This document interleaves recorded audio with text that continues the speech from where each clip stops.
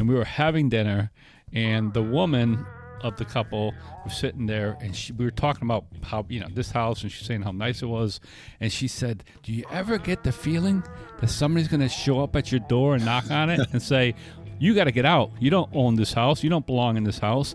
And I looked at her and I said, I had never heard anybody say that before. That's the way I felt inside. And I said, yes, I know how you feel. Like, it was the first time, that I heard anybody say that. I'm Matt. Hey, I'm Steve. Hey, I'm John. This is the Sober Friends Podcast. We're here for the sober curious, the new guy, and the old timer. Here to talk about the stuff anyone looking to live alcohol-free has to face day to day, and how we overcame those struggles. We speak for no 12-step group, but we do try to remain anonymous. You're not alone. This is the Sober Friends Podcast. One of John's favorite topics is the wreckage of the future, and I think it is one of my favorite topics as well, because I can live into the place where things are always going to go bad, Steve. And I have a little bit of a situation today that happened at work, but has been kind of building for a long time.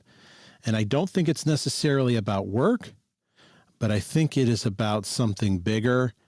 And I think it's worth talking about because I think other people can benefit from this. So if we start talking about, well, you tell me where you think we should start, Steve. Should I explain the situation? Should we talk about what wreckage of the future is? Maybe we need to talk a little bit about wreckage of the future, right? Which is people, not just alcoholics, but alcoholics have a tendency to do it, and it's more dangerous, to predict outcomes, right? Based upon based upon feelings, really, based upon what we feel might be going on more than data, right? And I think that's the way I look at that, and I think the way a lot of people look at that. And we talked a little bit before coming on how this happens to some of us in our career situation, our work situation, but it can happen in relationship situations. It could happen in any aspect of your life. So, I mean, I think that's what we're talking about, sort of predicting an outcome of something that's in the future based upon, at least I would say, flimsy information or, less than good information. There's unfairness creeping in here. When you have finally heard this podcast, I'm taping this back to back. So last week when you've heard this, I would have appeared on Mark S's Recovered podcast. And I think that actually doing that show has helped me a little bit. This will be airing a week after that is, but in our reality, I'm doing this back to back. So it's a lot better that I'm doing it that way. So a little bit of background. In my current job, I've been there 10 years. 8 of those 10 years, I have been rated at the highest level you possibly can be on a performance evaluation. For a number of years, I've been viewed as high potential, although I've applied for positions and not gotten it. I have a great brand. I probably had my best year I ever had, and the raise that I got was not commensurate with what my performance was. And the reason for that is I might be butting up against the top of the pay band. That causes some anxiety because there is some reorgs that are going on. And knowing how corporate culture works, even if you're really good, if they look at that salary, they could say, why haven't you promoted? Why are we paying you what we're paying you when we could maybe take that salary and hire 2 people, even if they're average, and get more out of what they're doing with me? And I'm agreeable to move to another level. I'm ready to go. I'm not perfect at what my role is now, but I'm ready to, I agree. This is the first time really of like, no, I'm confident. I'm not, oh yeah, I think I am. No, I know I'm ready for more responsibility. Somebody give me the goddamn responsibility and I'll do it, and I'll build up to the top level again. But then it starts to feel like I've done all this work. It's not fair. I could be putting myself on the chopping block, and now I have a resentment. It isn't that the way it works, right? When you boil it right down, we start looking at this stuff, and that's why it becomes problematic for alcoholics and addicts and people who struggle as we do, is because you end up right where you said I have a resentment, right? And Right. in our literature, it tells us that is the number one killer of alcoholics, right? Is resentments. It's the reason why we go out most times. It's the reason why we struggle. A couple things I will say is, I felt the same way. Part of it was for me, and I think I remember you and I talking about this in the past, was I had this feeling, and I think I've mentioned it maybe on this podcast before, but I'm not sure. I always had this feeling of being unworthy of my successes, right? This is so funny that you're saying this, because Mark was just talking about this. Yeah. And Mark's like one of the smart, you're also one of the smartest guys I know, but he's like an engineer. He has gone through hell. He's sober, has a good podcast. He's a really smart guy. Right. And he was just saying, I feel less than. No, I felt that way my whole life, and I've shared it many times, is that when we first moved into the house we're living in now, and it's not a big fancy house. It's a nice house, but it's an old ranch that was built in late 40s, early 50s, with a nice addition on the back that spruces it up. Really, something. But more than I ever thought as a child I would probably get into. And we had some friends come over for dinner after we moved in, and they bought a nice house out in a really nice town, Avon, right? A nice town out there, a big house, a really nice house. And we were having dinner, and the woman of the couple was sitting there, and we were talking about how, this house, and she's saying how nice it was. And she said, do you ever get the feeling that somebody's going to show up at your door and knock on it and say, you got to get out. You don't own this house. You don't belong in this house. And I looked at her and I said, I had never heard anybody say that before. That's the way I felt inside. And I said, yes, I know how you feel. Like, it was the first time, that I heard anybody say that. And my wife, who grew up the daughter of a banker, right, middle class, right, she never had those feelings. Like, she always felt like she would end up in something. And she had a fairly nice house before we met. I always felt like I did not deserve, even though I worked hard. I've been working since I was 13 years old. I started cutting lawns. I bought my own lawnmowers, all those type of things. I had a very good work ethic. Even though I had all those things, I still felt like I was less than. And that was a problem. And that was, listen, I drank to cover up my feelings, right? I drank to cover up my feelings. So when I feel less than, it's a problem for me. And it took me a long time to work that out. And my program helped me figure that out. I would take that addition on your house any day. If it wasn't in the town that you live in, I would swap houses in a heartbeat. I'm married more to my school system than I am to my house. Right. But for hear you talk modestly about that addition is gorgeous. It is. I would kill for that. It is a gorgeous addition, and it does. It makes the house, like I said, the old part of the house, is an older ranch style, but that addition does make it. And I agree. Like, when we got here, we didn't have kids that were in the school system. Not that it's, my wife's kids went through the school system, and they've done okay for themselves. But you're right. You're in a nice town. It's one of the better school systems in the state. That's why you move to those towns, right? Yes. That's why you moved to Connecticut, so you can find those school systems, right? It's I think it's like the third ranked state for public school systems in the country. So that is why you come. But yeah, we go through these projections, and again, I talked about it on this podcast many times. I was in for almost 30 years a sort of high pressured sales position. It wasn't always high pressure, but towards the end, the companies got bigger and bigger and bigger. And I always felt like, just like you talked about, being let go, being replaced, I always felt like, the next reorg, it's going to be me. There's no way they're going to keep me through this reorg. Always. And then one day, after probably 3 reorgs, or companies buying or, combining with we did all kinds of stuff. And every time we did this, there were salespeople from the other company that came in, and there was always layoffs. There was always layoffs after this. And I survived them. And I survived them. And I survived them. And then one day I just sat down and went, I've survived all of these reorgs. And we talked about it. I was one of the 2 highest salespeople, base salary there. And I finally realized, like, hey, I really remember thinking this. Maybe I know what I'm doing. Maybe I'm actually pretty good at what I do. And I never felt that way. And I was in my 50s when that happened to me. I was in my 50s when I got that feeling. So it's easy to look at that and have that wreckage of the future, Happened to me all the time in my relationships too. I always thought my relationships were going to burn up. And I from early on, I sabotaged a lot of relationships because I was like, I wanted to be in control of how they ended. So I would just sabotage, act out, and then the relationship would end. And it was like, well, at least I controlled it, Oh, I've always wanted to have somebody break the relationship with me. Then I don't have to be the one responsible. Yeah. And again, I can luxuriate in victimhood. Oh, yeah, of course. Yeah, we can all do that. So we got to be careful with that. Again, what happens, I believe, for most of us, for many of us, I think probably what you're going through is there's some fear, right? There's fear is always that thing. I mean, you got a young family. You got a lot of change at work, right? More than we've ever had. A lot of change. You're in an industry that's going through a lot of change, right? Huge change, right?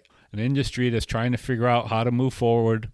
So what comes in? There's a lot of fear. There's a lot of fear, and you got a young family, and I have finally realized that people like you're gonna figure it out. I've been around you long enough to know that, again, it works me back to, I can remember signing my first life insurance policy. And I can remember sitting, my wife and I at the time, we had a condo in a different town, and the insurance guy was from Prudential, and he came over and he was sitting there. And I remember, and it was like I was committing to paying a premium on this insurance policy. And I asked him, I'm like, well, what's going to happen if I lose my job? And he looked at me strangely. He said, he did. When he looked at me, he went, "You'd go get another job, right?" I went, "Yeah, I guess, right?" I mean, but that's how I thought. I thought, why would I, I can't sign this.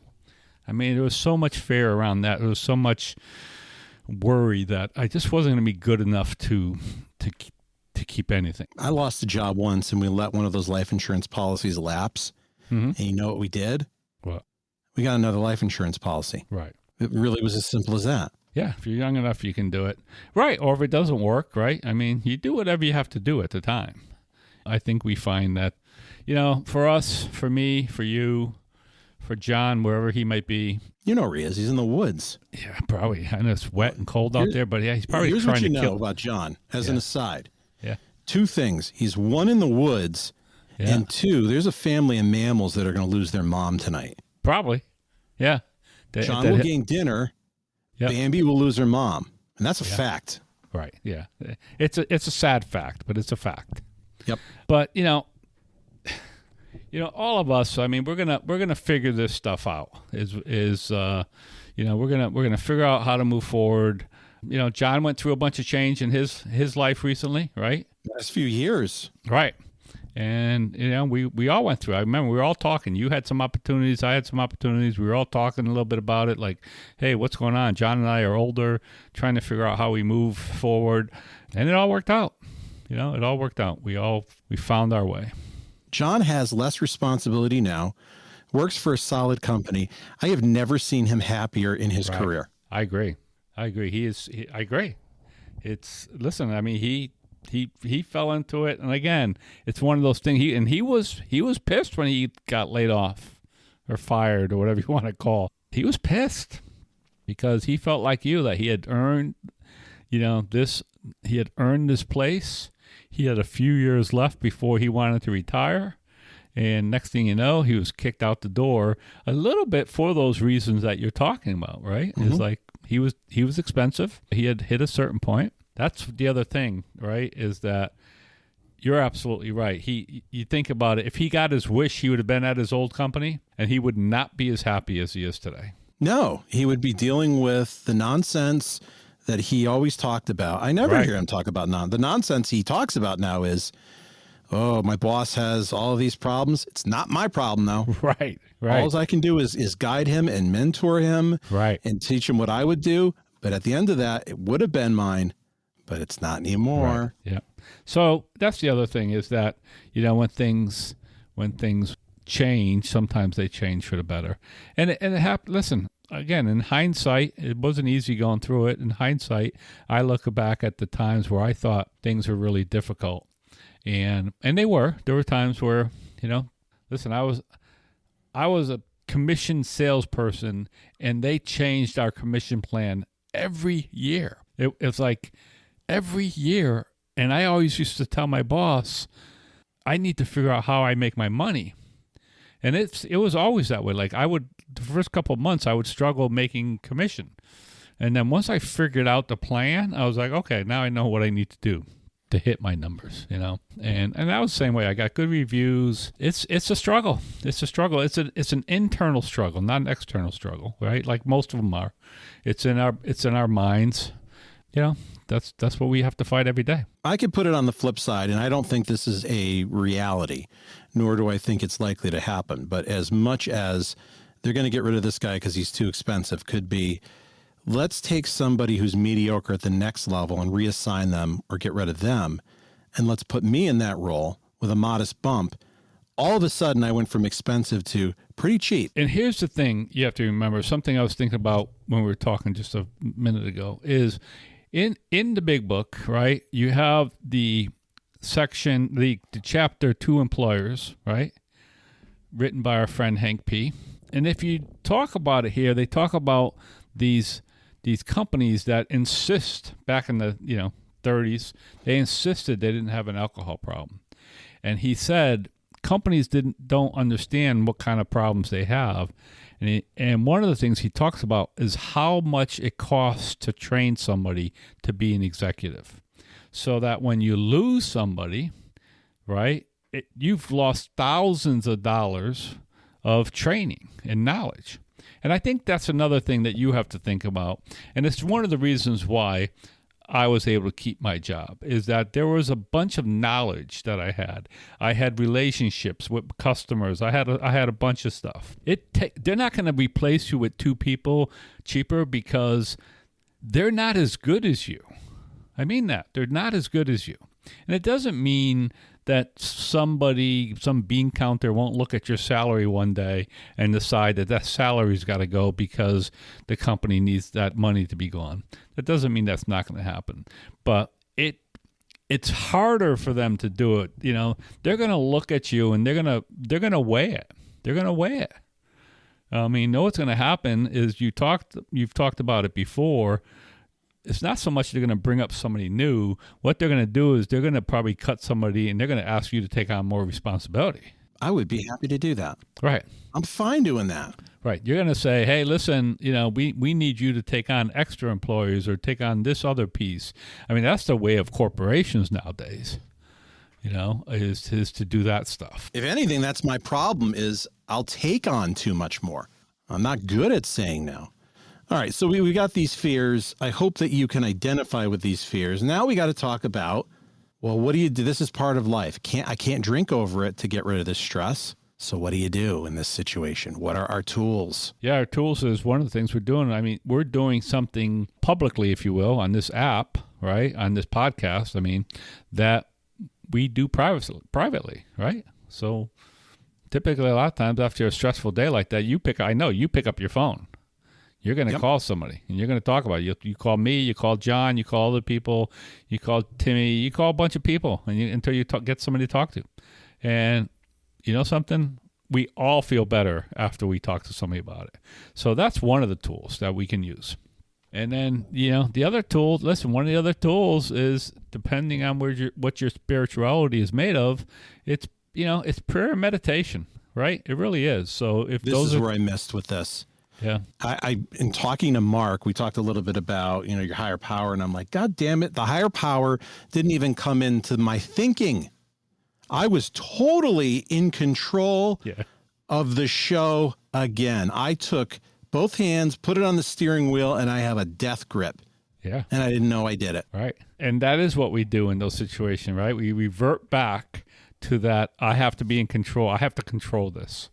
Happens to me, still happens to me today. We revert back to it. So, right. So depending on where you are with that, right? If you have a higher power, if you call your higher power God, if prayer is part of that, ritual for you, part of that stuff, then I would absolutely. This is one place where you would turn this over to your higher power, right? You turn over your alcoholism to your higher power.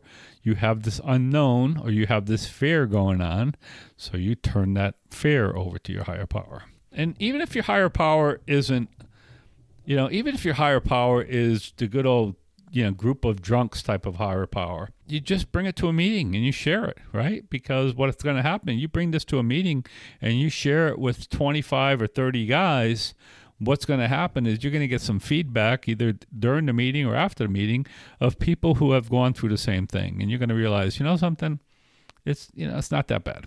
It's, I'm going to, at the end of it, you're going to go, I'm going to be okay. I'm going to figure it out some way or another. There are times that I'm just so hesitant to ask my higher power for help.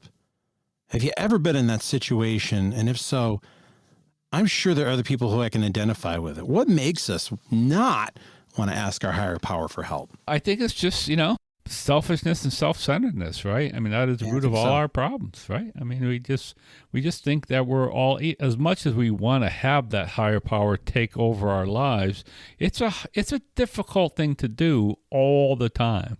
And the people who do it more successfully are the people who are more successful and have more serenity in their sobriety, right? Plain and simple. And people who can do that, you look at them and you go, oh, that person has a lot of serenity. And I know that, we talk about it. I didn't have that for a long time. And even today I can struggle with it, but it's better today for me than it was. But I'll tell you what I think in this situation is that when I look for help from my higher power, I don't look for help. I don't look for a solution, right? That's what we always talk. Don't pray for things for ourselves. I look for relief from the feelings, right? So the help I look for in this situation is relieve me from this feeling that I'm feeling, the fear, the doubt, whatever that feeling is. Like, just take that away. Because if you take that away, I can deal with the rest of it. Right, I could take that. If you take the fear and the doubt and the uncertainty away, then I can do it. I can go get another job. I can. Even when my company closed. I was 62 years old. My company shut down. They didn't sell the company. They got out of the business. It was sort of the unheard of thing. They were the biggest company doing what we did in the world. And they closed it down. They didn't sell it. If they sold it, I would have gone to another company. And I was 62 years old.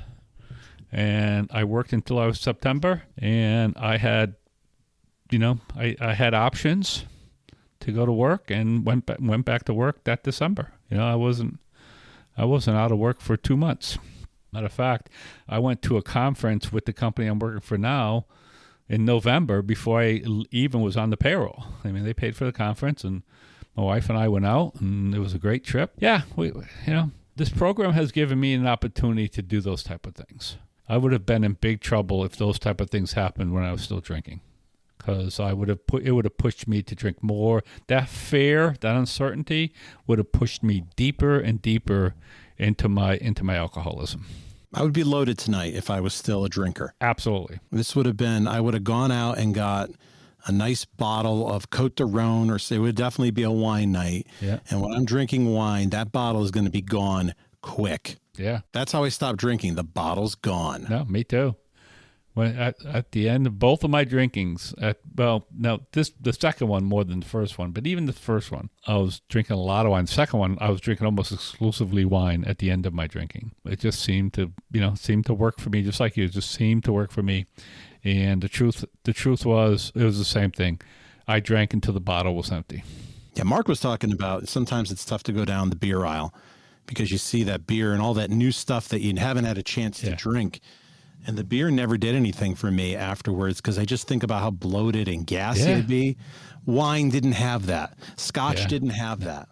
That's actually where I was going towards the end, is I'd be deep in a bottle of Scotch or a bottle of bourbon. Right. And it's been almost 9 years.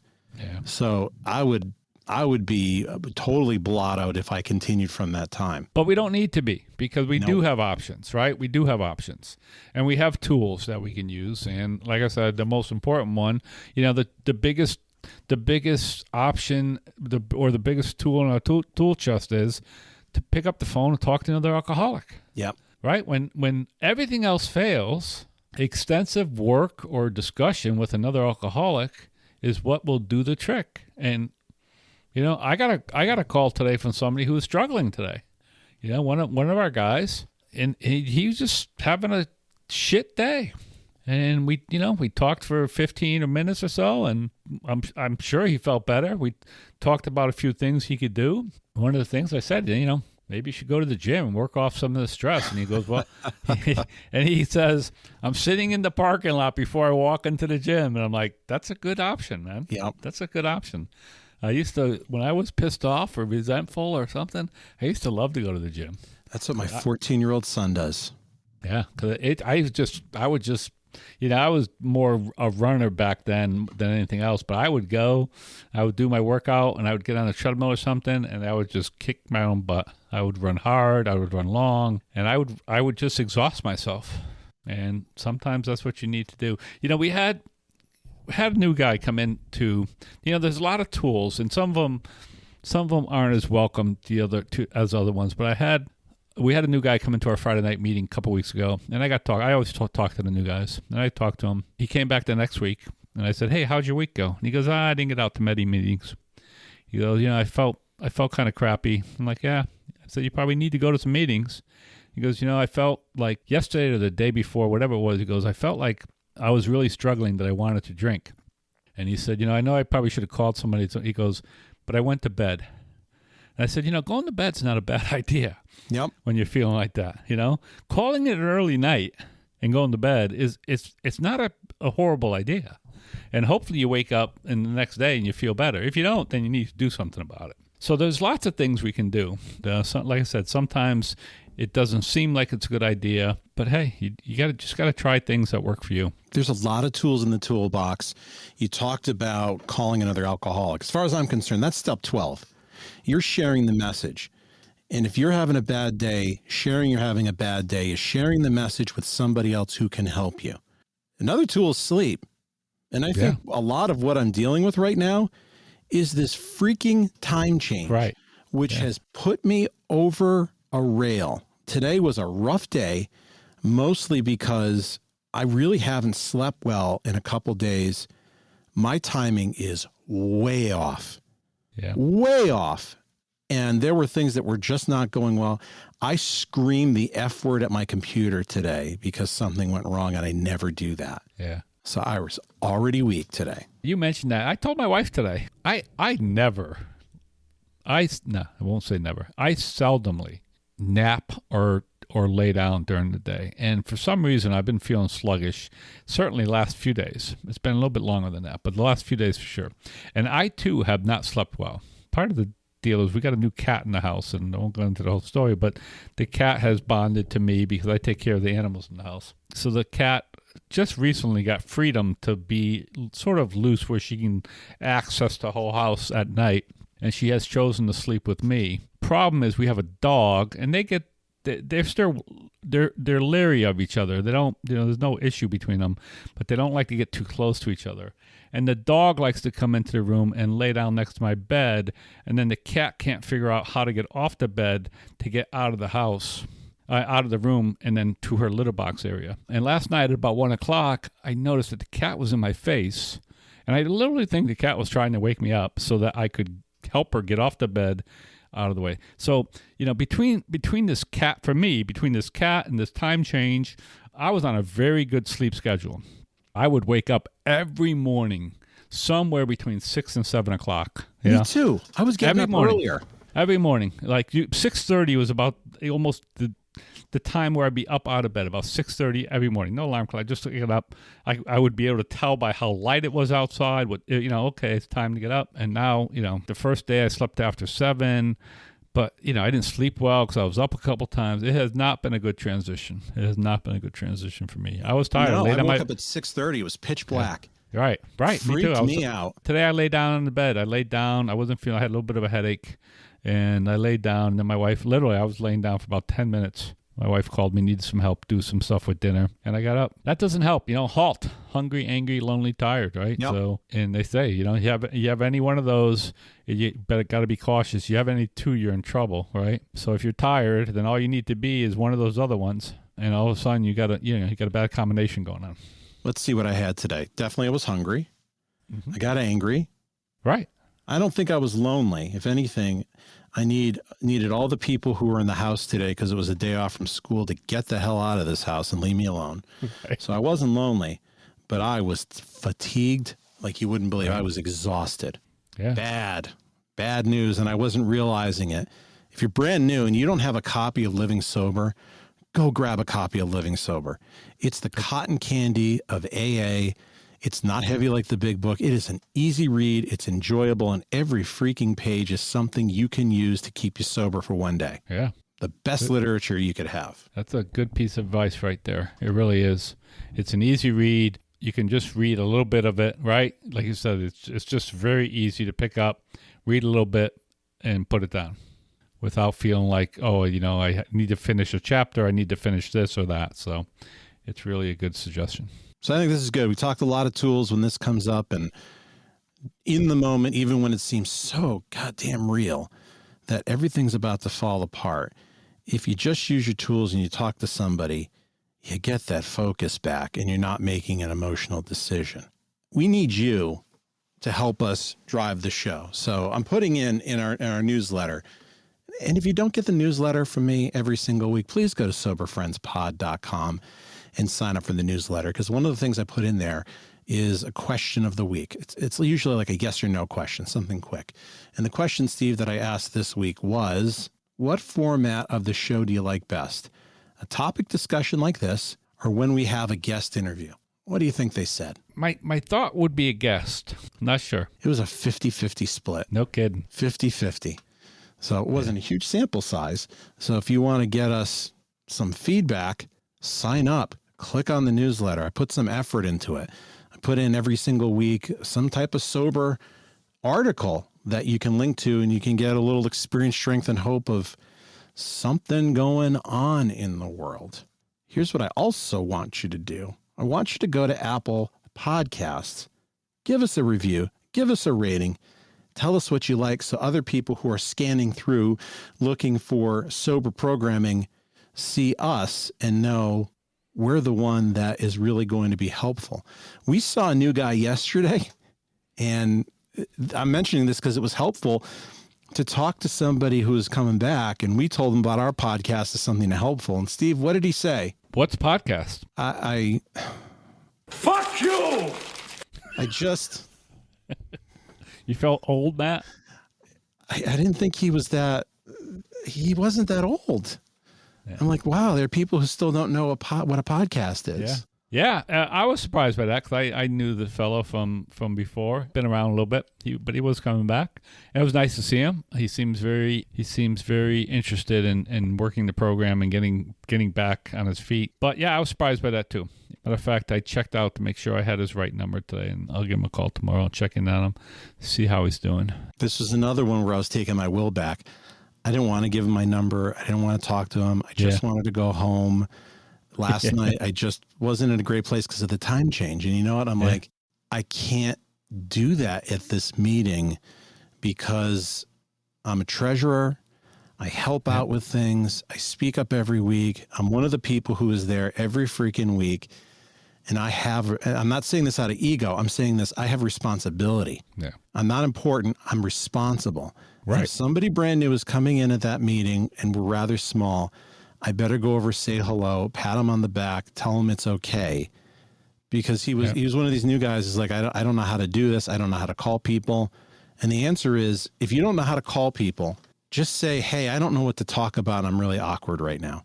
And he goes, you can do that? I go, of course you can. Yeah. Everybody feels that way, but at least you're making a connection. He's in the right place. I mean, there's plenty of people there who, our buddy Timmy was there. Like, there's plenty of people there who we don't want to call people. We don't, we don't want. We do a lot of stuff we don't want to do, and calling people is always, I don't mind calling people, especially people that I know. I mean, I love talking to people, even talking to you, even when I'm feeling like shit. Like I know when I make that phone call, I know I'm going to feel better. So I look forward to making those phone calls because I know I'm going to feel better. And it's a learned experience, right? So if he can do it, he'll learn that he'll feel better. And once he gets comfortable, and that's the other thing. I mean, he needs to trust. He needs to do all those things. So he's got some work to do. Hopefully, he'll stick around and do the work. And I know if you can be helpful to him, you will. And I know if I can be helpful to him, I will too. So that's all we can do. As pissy as I get, I'm responsible, and it makes me feel better to help people. Well, we hope this helped you. And if it did, tell a friend. If you tell 10 of your friends and they all listen, then I can quit my job and I can do this permanently and we solve the problem, right? All right, Steve. Wouldn't that be nice? All right, Matt. We will see everybody next week. Bye, everybody.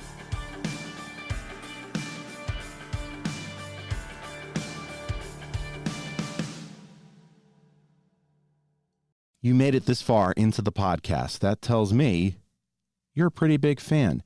If you like what we do and you find value in the podcast, consider a donation at buymeacoffee.com/soberfriendspod.